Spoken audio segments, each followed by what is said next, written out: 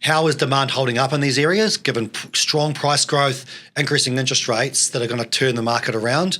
And then we need to have some evaluation of supply as well. So what's available for sale for people and how well is that property selling as well. So there's different metrics that we could use, like days to sell, to see how hot a market was or how cold a market was as well. So really it was trying to boil it down to demand and supply.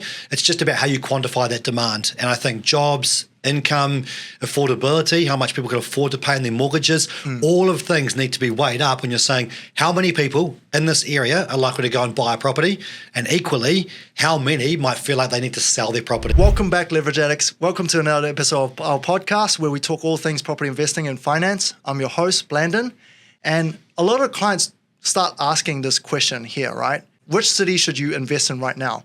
But really, do they ask, which city am I going to lose the least money on? Because if you know Warren Buffett and you've heard of this quote where he talks about the number one philosophy for investing, and that is to never lose money. Number two is to never lose money as well.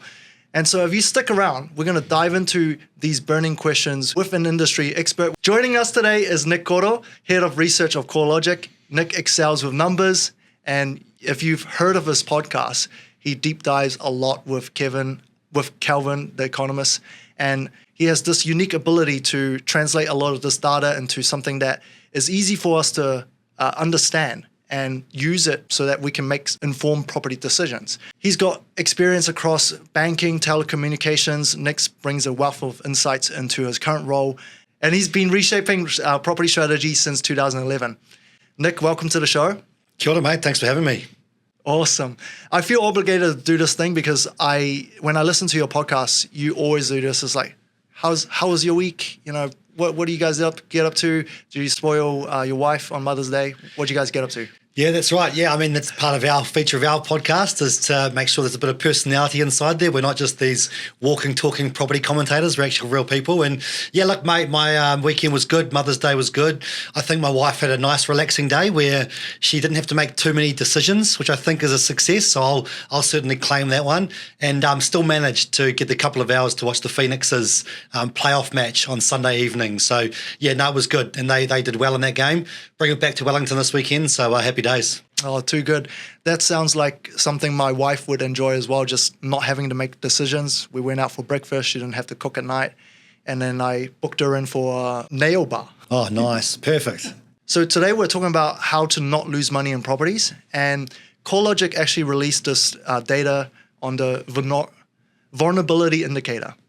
Could you tell us a little bit more about this? What is this about? Yeah, for sure. And I think one of the things for us is that often we are looking at reasons to buy property, as you sort of said in the intro. This one was a bit of a flip around. It was to say we know that the market back in 2021, about September, we knew that the market had probably reached its peak. We'd gone past the low of interest rates. And so we started to consider which areas might fare best in a downturn. And that's when we start to pull together what different things can we tell might give us an indication about which areas of the country might do better and might actually do quite badly or fall quite far from their peak. And so we went about trying to figure out what are the things that might actually influence that change over time. So if you were to break down some of the key criterias of what you guys looked at, could you tell us a little bit more about that? Yeah, absolutely. Yeah. And then I think part of this was for us, not just looking at our own data, it was going external and saying what external sources of data can we get our hands on to help us get a really good feel of every single market. So we included getting credit data from bureau like Centrix. We got mortgage arrears data from them and hardship figures. We also got browsing behavior from TradeMe. So how many people are actually looking at houses on TradeMe? How many times are they adding to their watch list as well as a sign of engagement and looking for property? We had local economy and employment data from Stats New Zealand, and then a range of our own inputs, including investor share. So we looked at where investors were more active recently, where we thought they might be overexposed, and that could lead to a greater downturn than otherwise. We looked at what yield was on offer for new investors that might be coming into the market, where listings levels were at, so how many properties were available for sale, and perhaps most importantly, our own measure of affordability, because we knew with interest rates likely to increase, affordability would be squeezed, and that would likely have an influence on where property prices would go in the future. So we weighed all this up and then ranked every single council across the country to get a good feel for where would be more vulnerable to greater falls and where might fare okay, I suppose, and might not see great falls in value.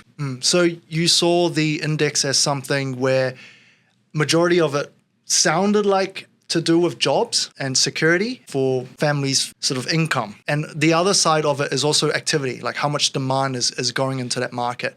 Does that sound like what? Yeah, I think so. I mean, I often say the property market is never as simple as just quantifying demand and supply. But we tried to do that, right? We tried to say, how is demand holding up in these areas, given strong price growth, increasing interest rates that are going to turn the market around? And then we need to have some evaluation of supply as well. So what's available for sale for people and how well is that property selling as well? So there's different metrics that we could use, like days to sell, to see how hot a market was or how cold a market was as well. So really it was trying to boil it down to demand and supply. It's just about how you quantify that demand. And I think jobs, income, affordability, how much people can afford to pay in their mortgages, all of things need to be weighed up when you're saying how many people in this area are likely to go and buy a property, and equally how many might feel like they need to sell their property because expenses have got too much, cost of living crisis is hurting everybody, they're going to be forced or at least encouraged to sell, and that might see them accept a lower price as well, which would see prices fall further as well. So yeah, it's kind of throwing all that stuff in together, a little bit of manual, I think, judgment on that to say, what do we think the biggest factors will be that'll lead this market in the future? And that's where affordability, I think, became the number one criteria that would influence the overall score.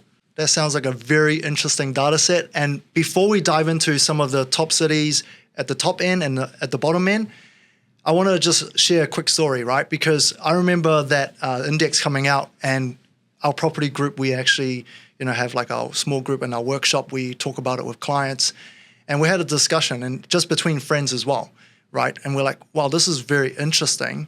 And at the same time, we had clients buying in at the bottom of those cities and the top of those cities as well. And my colleagues actually bought in Gisborne, which was one of the most vulnerable cities. And then we've got someone that bought in Timaru.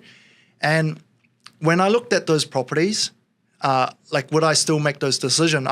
With my colleagues, I would say, yes, we still buy them, because when we look at those deals individually, right, we try to look at the numbers and what kind of contracts we might be able to lock in. Say, for example, the Gisborne one, we're able to secure a social housing contract, which is continuous rent, meaning it's not going to have any vacancy rate. You kind of lock in what you are going to get from the property. And you're able to buy a property under value based on that particular market. Because in any given market, maybe you can't predict the future, but you can certainly look around and see whether or not you can buy that property under value. And so looking at that deal, I think my colleagues still did a really good deal. Timaru one was also really good because both of these are multi-units where they were getting positive cash flow on day one. And so I would say, even though we always want to consider the data, sometimes you have to look at the deal itself as well. But without further ado, it's next time to sort of give you the insights around the data. So let's dive into this data and let's explore how has that actually played out since the release of this index. Yeah, good call. And I think firstly, I couldn't agree more in terms of you saying it is about the individual deal. The data is only a starting point, and it has to use averages and medians and summaries to really simplify those insights for communication and for ease of consumption for a wide range of people, right? So nothing beats that individual deal information, I think, and that includes the individual's risk profile themselves, right? Mm-hmm. How much they're willing to take on, or are they exposed in those areas, and their local knowledge of that area as well. Like, we can only use the data that tells us employment is going up or going down, or it's strong or it's not strong. Someone that lives in that city probably knows more than we do looking at a spreadsheet, right? So I totally agree. It's a good start point. It gives you a good feel. It gives you a good overview across the country. But when you're looking at a genuine deal of a single individual property, nothing beats the individual information about that property, and also the individual detail about that person as well. Yeah. So totally agree with that. And then in terms of evaluating it, look, it's a really cool exercise and not something we necessarily scheduled to do, was to say, we said all these would rank this way. How did they actually perform? But it was a good exercise to go through. And essentially what I did was sit down and go, from that point or at any of the stages that we updated the data, how well did each area perform according to our house price index, which measures how much value change happened over time. And I think ultimately, when I group some of those areas up, the South Island actually performed much better than we expected. And I wonder if that really does illustrate the impact of affordability. Now, I said before, it was including affordability, but it was maybe weighted too low to really evaluate the impact that was going to have. Wellington was certainly at the worst end. And in that, I'd probably even capture the bottom half of the North Island even. A lot of that central to bottom half of the North Island didn't fare so well in the downturn. And for somewhere like Wellington, it scored bad for high investor activity, so maybe we should have scaled that up a little bit more. Credit was looking pretty bad in Wellington, so people were already missing some of their credit payments 2 years ago, 2 or 3 years ago, so maybe we should have scaled that up a little bit, and those affordability measures too. So those are ones that were the red flags for Wellington, and that sort of played out true. Yeah. So I think it's those ones there that we really should have put more weighting towards. But what's happened in Wellington for it to happen like that? Like why did like Wellington seems like, it's a city people want to go live, a lot of jobs there. Like what's going on in Wellington that's contributed to them being a more vulnerable city? Yes, I think one of the things we noticed with Wellington was not only did it see strong growth when the pandemic hit and through that period where everywhere grew significantly, it had quite a strong lead up as well. So in that year or two before COVID even hit, Wellington had already seen quite a lot of growth in property prices. And what that meant was once you got the extra boost from the COVID, all the money flow coming in and everything that was there supporting it from both the government and Reserve Bank, you just saw growth on top of growth. And that led to house price exceptionally higher than other areas. And then when you compare that to local income, which is still pretty decent across Wellington, it really threw out those affordability measures. And I think it was those areas where affordability was most stretched and had seen a biggest degradation over that period of time. They're the ones that were vulnerable to greater falls. Right. And while we had it scaled up more than anything else in our measure, it probably could have been even further when we look back on that. And I think that was one of the other things that we probably did was having the measures of the economy and employment probably didn't play out as bad as anyone thought back then. We all thought that the economy would go into greater difficulties, that we'd see greater lift in unemployment. We just didn't see that in the last couple of years. And so if we could have accounted for that now, we either wouldn't have had it at all or we would have scaled down that measurement, I think. And while now there's a bit of uncertainty around Wellington's local employment because of all the changes in government, through the last couple of years it really hasn't been there, but it's been the other factors that have led to that value falling in Wellington in particular. Right. So a lot of the house price increasing was to do with the fact that everyone saw this wave and then cheap money comes, let's go ride the wave, and then everyone all piled their money in, but it wasn't based on fundamental analysis. Exactly right. And I think looking back on it, the Reserve Banks acknowledged it, the government at the time acknowledged it, that yes, there was probably too much done. The stimulation was just too great. Not only did people go and borrow as much as they could, they were saving more as well. And that's also what's led to a more cushioned downturn now as well, because we're all falling on our reserves that we saved or made through that time where money was just so cheap and we could leverage to get more, or we were, saving up for holidays and all that stuff. And that's also providing a backstop now that even though we've got so much more money going towards our mortgages right now, we're still managing to keep up those payments because we just got such a lift in cash flow over those last few years. Yeah, for sure. So Wellington being one of the cities, what are the other cities that were sitting sort of near the bottom of the indicator? Yeah, so I think when we look at it now, Hawke's Bay didn't fare so well. Even areas like Palmerston North didn't fare so well either. So it really did seem to be that central and lower half of the North Island that didn't do so well. We saw the west coast of South Island we didn't think would do too badly, and that sort of played out true as well. And the only other main surprise probably was just how bad some of our main centres performed as well. Auckland, on top of Wellington, didn't fare so well. It scored bad on some of the investor measures. So it did have a lot of property investment through that period of time, which might leave it more vulnerable now. And also we saw some signs of some credit issues even a few years ago in that Auckland market. Tauranga, likewise, didn't go so well in the last couple of years, and we probably didn't pick that as well. And even Dunedin also didn't do so well in the last couple of years. So that was probably somewhat of a surprise, those main centres, but I still remain my feeling is that those main centres will probably hold up better now that we've got to the turning point. We've reached past the bottom. Now it's about what happens next. We think those main centres will benefit from stronger population growth and stronger local economies that should set them in better stead for the next few years. How do you feel the flood plays into all of this? Yeah, look, it's an interesting one when we talk about hazards, the coastal risks. I think we've learned from a number of situations in the last, decade or couple of decades really, that we tend to have short memories. There's been a few studies done. There was some floods down in South Dunedin in 2015, and we provided some data for a project called the Strand Marsden Project, who looked at the impact of flooding on property values. And it's a good study, it's a deep study, but the upshot of it was that we tend to have short memories. And while the price people were paying for a period of time after the floods, whether it be for properties that were affected or those in surrounding areas, did seem to be discounted for a period of time. But literally that period of time was about 18 months before we all forgot about those floods and we all went back to paying the same price for those properties that were either affected or local or surrounding those areas, compared to the properties that weren't affected. And so what we've seen in the past, that we've got short-term memory, 18 months, we sort of go back to normal behaviour. The question now is, are these hazards, these climate events becoming more frequent and more serious, that we're actually going to take them a bit more serious ourselves and they truly have a longer lasting effect on what we're willing to pay? And I do feel like this time might be different. And I think one of the key factors there is going to be the impact of insurance. There's much more risk-based insurance pricing now. It's harder to get insurance in some areas, or it's going to be costly, prohibitive. So you might be able to get the insurance, but it's going to cost you so much, you're really going to question whether it's valuable or not. And those will be some of those coastal properties where you just go, look, I'd love to be near the beach. I'd love to have those amazing views on the cliff top, but there's too much risk involved, and maybe a street or two back from the water is going to be more wise. Yeah, so for the average buyer, the insurance is sort of the first layer of defense, because if the insurance providers are like, hey, we don't really want to insure this property, or we're going to charge you through the roof, that kind of gives you an indicator whether or not you should go ahead.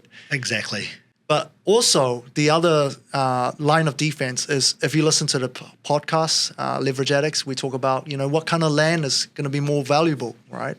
Looking for the big three, like free of floodplains, making sure you somewhat flat, that's more developable, and also just making sure there's access to stormwater and wastewater. Those kind of things usually gives you long-term value, which is good. Okay, so we talked about some of the vulnerable cities, right? And some of the factors that go into it. There's also the more resilient cities. Maybe you can give us the top 5 from your list. What goes into those cities and how have those ones performed? And whether or not they'll continue to be more resilient going forward? Yeah, good question. I think the couple that jumped out at me that did quite well were places like the west coast of the South Island. Really? Really held up. And Southland was another one. So again, one that's probably not one that's on top of people's minds for property investment, but they certainly held up. Also the far north. So we're sort of getting these extreme areas. And I think the one reason for that is going to be affordability. They are cheaper. The property prices there are much lower. And so that means that if people are looking to buy, and with increasing interest rates, it hasn't affected those areas so much because you don't need to borrow so much to continue to buy property in those areas.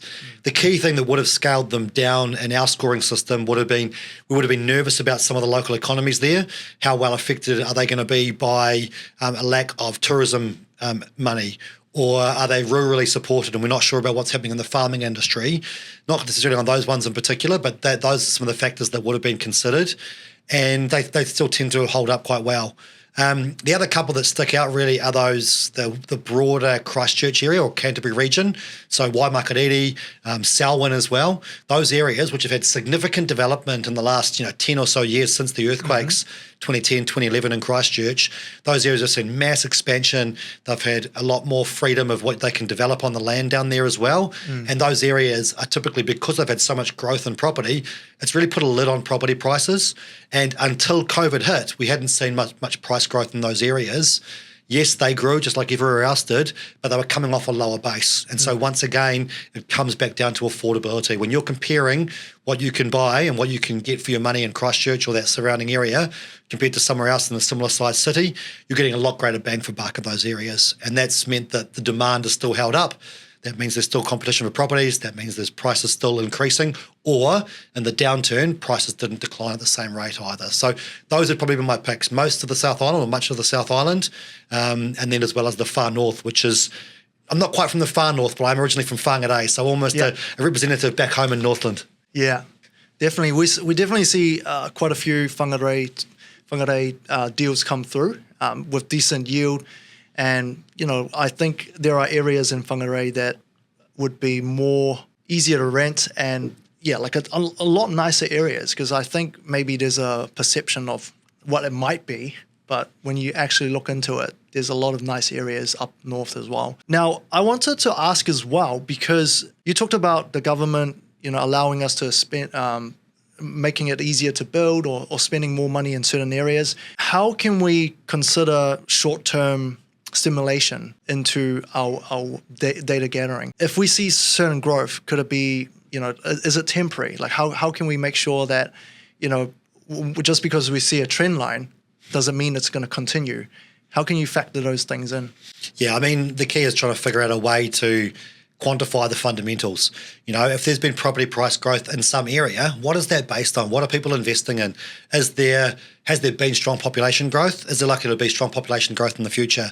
What are some of the underpinning industries that make that local economy tick?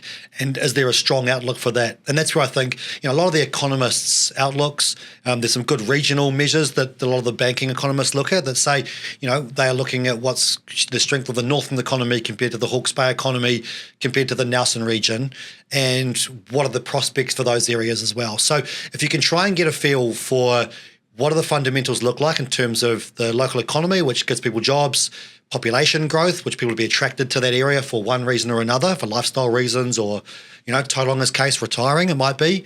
And then, of course, what's happening with supply. So short-term supply is about what's for sale right now. Mm-hmm. Longer term, of course, is how much are we building in those areas. And, while we've had a decent growth in stimulation of building consents across the country, there are some areas that have grown at a faster rate than others. And one thing that'll do is add to supply longer term, of course. If they haven't grown as fast, then there might be some more ability for property price growth in those areas because there's not as many properties to house the people that live in that area. And so it's about trying to get a feel for those different things, how that shapes up. And I think that's where it will come down to your local knowledge of an area. You talk about Whangarei, and I know those areas where I would invest in Whangarei because I grew up there. Yeah. I know the areas where there's potential for more shops to go in certain areas, or where there are areas where there's a stigma attached because of crime that might have happened over time as well. So you really can't beat that local knowledge of understanding what makes an area tick and what's going to make an area tick in the future, and then looking at that data beneath it to go, okay, cool, we've seen strong growth in consents or building of properties, or we haven't, and that might lead to some potential growth. And just one more thing while I think about it on top of that as well is that potential for development too, right? You sort of touched on it with land that's developable. Same thing right now in Wellington, which is where I'm based these days. They've approved a lot more ability to intensify dwellings across the Wellington region. So there's an opportunity there to build more intensification and densification of dwellings, but you need that land still.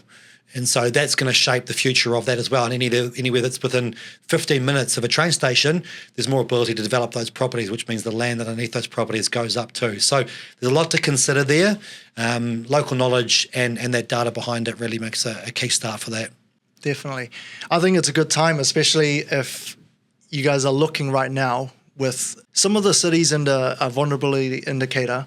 I think on the bottom end, you are likely to be able to negotiate good deals. There was a deal that I was looking at in Lower Hutt. I had it under contract, but with a sunset clause. So that means if someone come in with a better offer, and I only lost by like 60K, like thinking back, maybe I should have just gone for it because that deal was multiple properties. It was like close to, like they were building an extra bridge. I can't remember the actual place. They were building an extra bridge so that you don't have to drive all the way around the river. Yeah, I don't know the area, but I know you're talking about. Yeah, and that access improves, right? That means that it's more opened up. We've done work looking at urban connectivity, same sort of thing, right? Access to public transport, access to green spaces, access to shopping areas, schools, whatever it's going to be. It's always going to be a big factor. Yeah, definitely look out. Even though, hey, you might use this data to give you a quick scan of what city you might want to consider, but at the end of the day, you want to look at those deals individually as well. So if we bring it back to the common investor mum and dad, how could they use this? How could they apply some of the things that we talked about today? Yeah, I mean, for me, it's always as a starting point, right? If you're interested in property investment, what data is there available to you that might give you a feel for whether an area is going to be right for you? But the data, as we've talked about already, only tells you so much. It'll give you a start. Then you need to actually go and look at the individual properties, do the sums yourself, know that local area. I'd sort of joke about, talk to the locals, go and pop into the dairy, go and have a yarn to the dairy owner there and find out what sort of people they're getting around and what sort of makes them tick. I think it's often joked about when the Uber driver or the taxi driver is telling you about property investment, you want to be wary of property investment in that area, but they'll always have an opinion, right? And get a feel from them for their type of clients that are in that city or that suburb or whatever it might be too. So I think, you can't beat chatting to people in person, and then it's really about doing your own sums. You need to evaluate your own risk aversion levels. How much risk are you willing to take on? What risk is there involved? And what consideration do you have for your financial future as well in terms of increasing or decreasing interest rates and how that's going to play out? So, look, the numbers only give you a start. Then it's about getting into the detail about properties, the people, and talking to the experts, really. Awesome. And sign up for a CoreLogic account. Yeah, exactly. Good plug. Nice. All right. So thank you, Nick. Thank you for deep diving into the vulnerability indicator index for us. And remember, at the end of the day, you have to look at each deal individually. Data is a very important piece. I think even when you're looking at the individual deal, you're trying to get more data, but it's more specific to the situation. And if you found value in this episode, all I ask for is one thing, that is to share this episode with one other person who can benefit. And if you need advice, always seek individual, personalized advice. I will see you guys again. Thank you. Thank you, Nick. Thanks, Blandon. Awesome.